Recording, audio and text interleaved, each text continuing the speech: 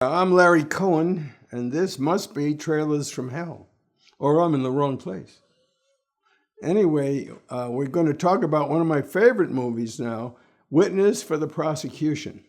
Now, this is a truly great film, and Billy Wilder directed this, and it's not the typical Billy Wilder movie that you might think. It's based on a very, very successful stage play by Agatha Christie, and it played on Broadway and in London, and Francis L. Sullivan played the part that Charles Laughton plays in the motion picture. And it's one of Charles Laughton's really great roles. I mean, Charles Laughton is just superb in this particular part, and his wife, Elsa Lanchester, is just fabulous playing the nurse who's trying to ride herd on this old barrister and keep him from killing himself by smoking and make him take his pills and make him retire. And instead, he takes on this murder case that he's going to defend.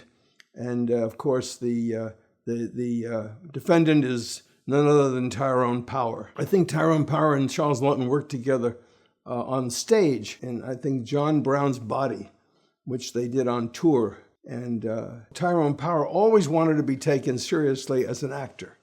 He'd always been in these swashbuckling movies and these romantic films, and now he's getting on in years. You know, he wasn't this young swashbuckler anymore, and he wanted to be, in something with some substance and playing something that had some real meat to it. And he had Charles Laughton to direct him, in a way, even though it was a Billy Wilder film. I'm sure he got a lot of direction from Charles Laughton, who he'd worked with before, as I said.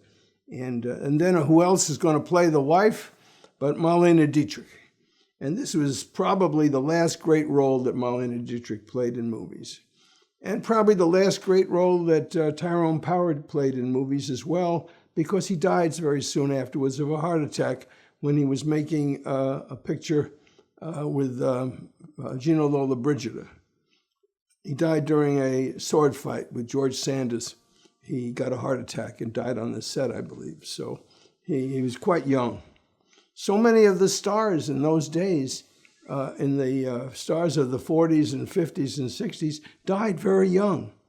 You know, when you see Gary Cooper or Bogart, those guys didn't even make 60. They died. I mean, and Tyrone Power died very young too. But Charles Laughton, this big fat guy, he lasted a long time. He lived a long time and made all kinds of pictures. And some were great and some were not. I mean, he even did Abbott and Costello movies. I mean, he didn't mind playing burlesque. He didn't mind doing low comedy. But this particular part was a part that any actor would die to do, because it's just a wonderful role. And Billy Wilder got the most out of it. But it's directed in a very, very simple manner. And I don't know how many of you have seen the picture. I certainly don't want to ruin the film by telling you the surprise ending. But there is a good surprise ending. So I'm going to tell you the surprise ending. No, I'm not. I wouldn't do that.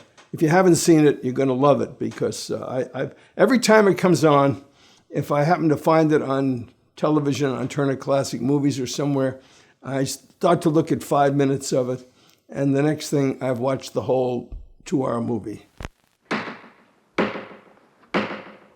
Witness for the prosecution. The most electrifying entertainment of our time.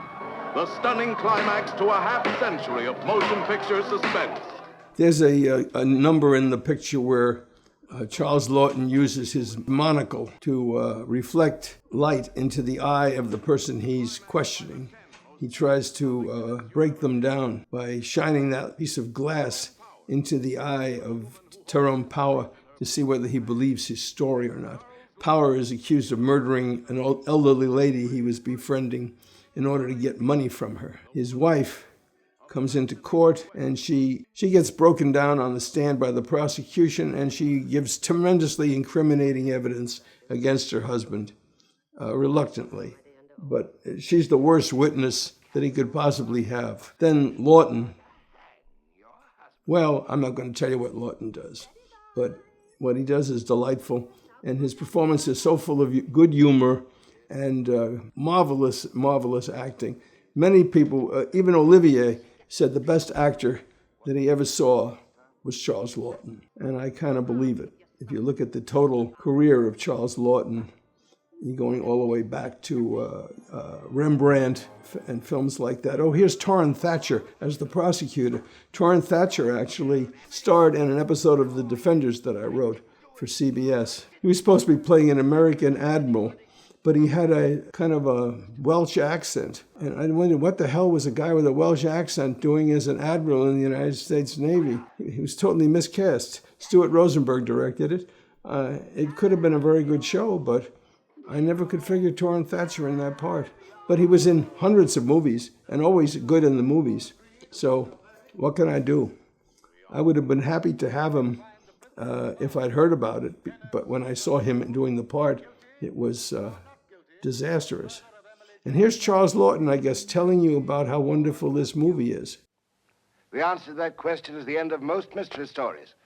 But in witness for the prosecution, it is only the beginning of a series of climaxes that I defy you to guess. You'll talk about this picture all right, but you'll never tell the ending to your friends because you won't want to spoil their excitement and their fun. I just saw him last night in an old movie called Tales of Manhattan, in which he plays a man who's trying to conduct a symphony orchestra, and they've given him a tuxedo to wear that doesn't fit. And he's up there conducting in front of an audience at like Carnegie Hall, and the tuxedo starts tearing, the shoulders start tearing, and the back starts tearing, and the audience starts laughing at him. And it's a beautiful performance. It's a wonderful sequence. So if you ever get to see Tales from Manhattan, that's another one we should have on Trailers from Hell.